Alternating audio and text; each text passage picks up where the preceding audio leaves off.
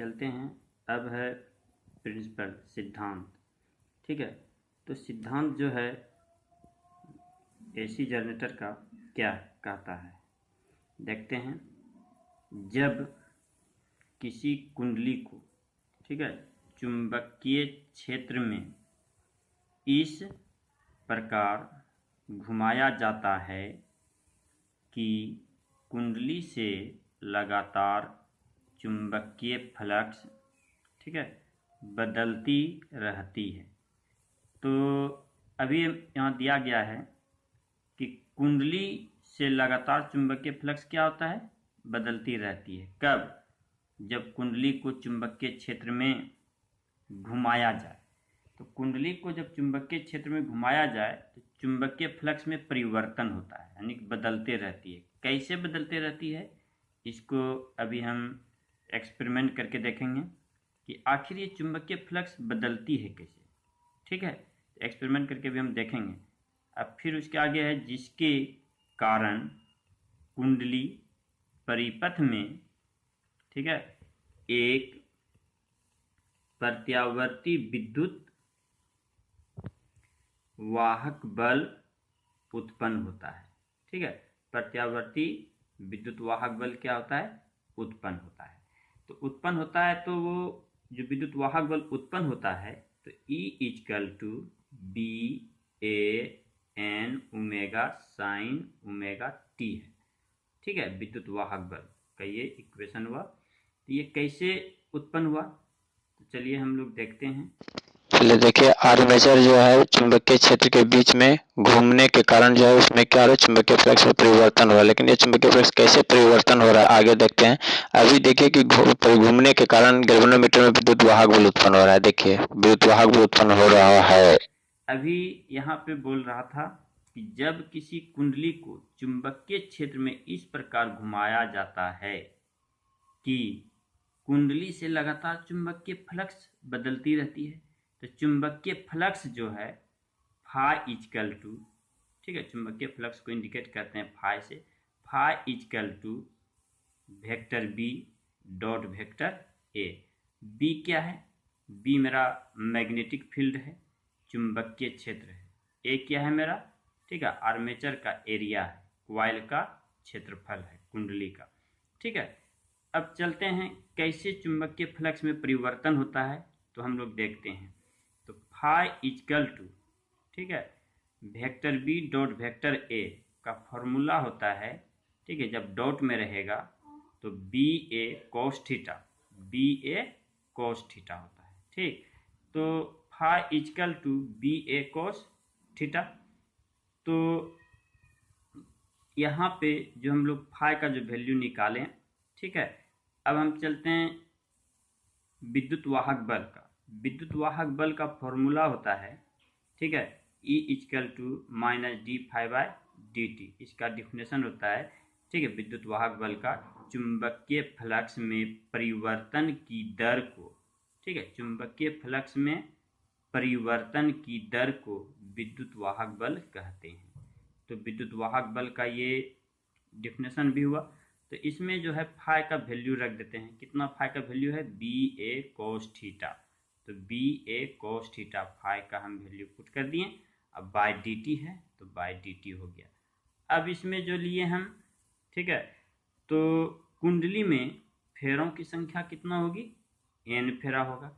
इसलिए हम n फेरों के लिए जब लेंगे तो n से हम इसमें इंटू कर देते हैं। n फेरों के लिए हो गया तो BAN, ठीक है, BAN cos थीटा का वैल्यू जो है ωt हुआ। कैसे, तो कोणीय आवृत्ति का फॉर्मूला होता है, ठीक है, कोण बाय समय, टाइम, ठीक है, एंगल बाय टाइम।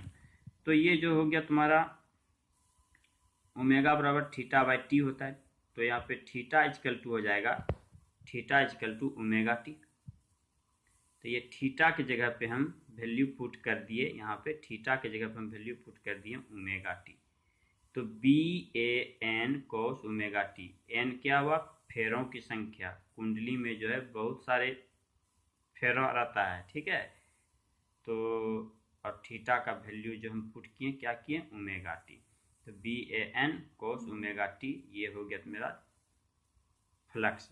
ठीक, अब बाय कितना है dt, तो बाय dt जो हुआ, अब इसको क्या करेंगे, d किसके साथ लगा है, t के सापेक्ष है, t के साथ है, तो कांस्टेंट टर्म, ये मेरा कांस्टेंट टर्म हो गया।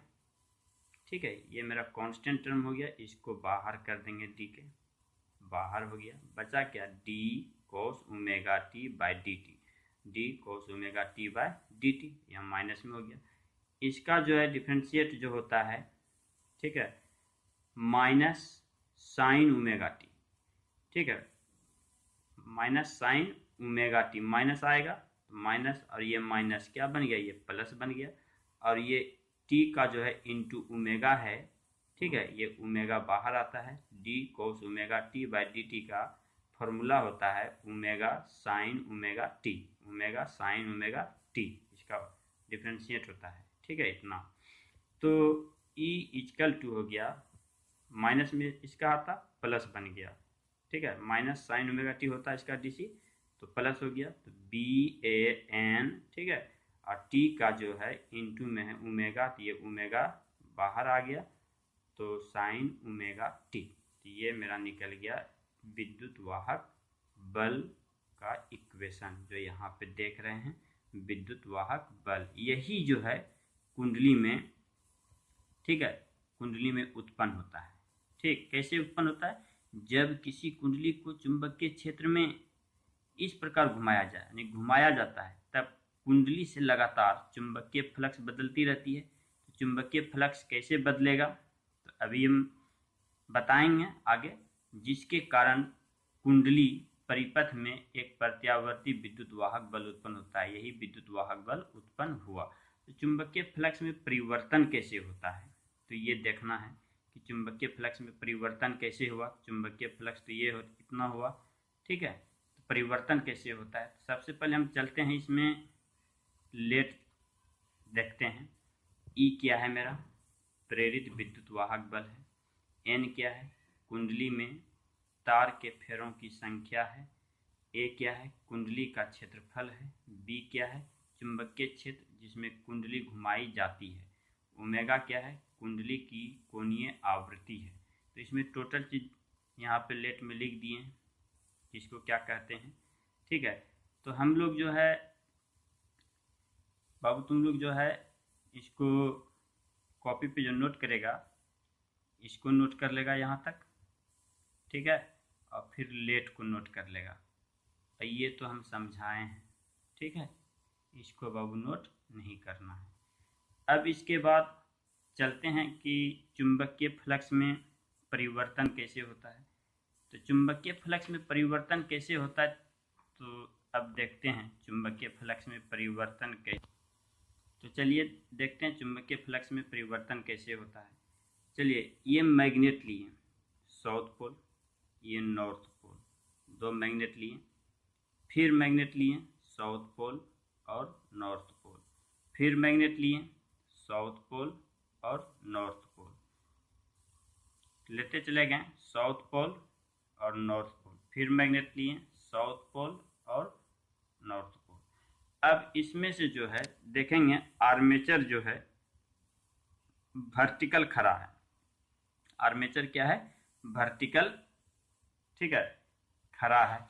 तो जैसे देखते हैं अब यहाँ पे एग्जांपल में कि ये एक हम सर्किल लिए, ठीक है, ये क्या लिए, सर्किल लिए, सर्किल लिए, तब आर्मेचर जो है इस प्रकार खड़ा है, ठीक है, आ रहा समझ में। आर्मेचर इस प्रकार खड़ा है और ये रोटेट करेगा क्लॉकवाइज। रोटेट कैसे करेगा, क्लॉकवाइज रोटेट करेगा। तो ये आर्मेचर जो है रोटेट करेगा क्लॉकवाइज। जैसे क्लॉकवाइज रोटेट करेगा, तो अभी जो लिए टाइम इसका जो है 0 है, अभी टाइम कितना है 0।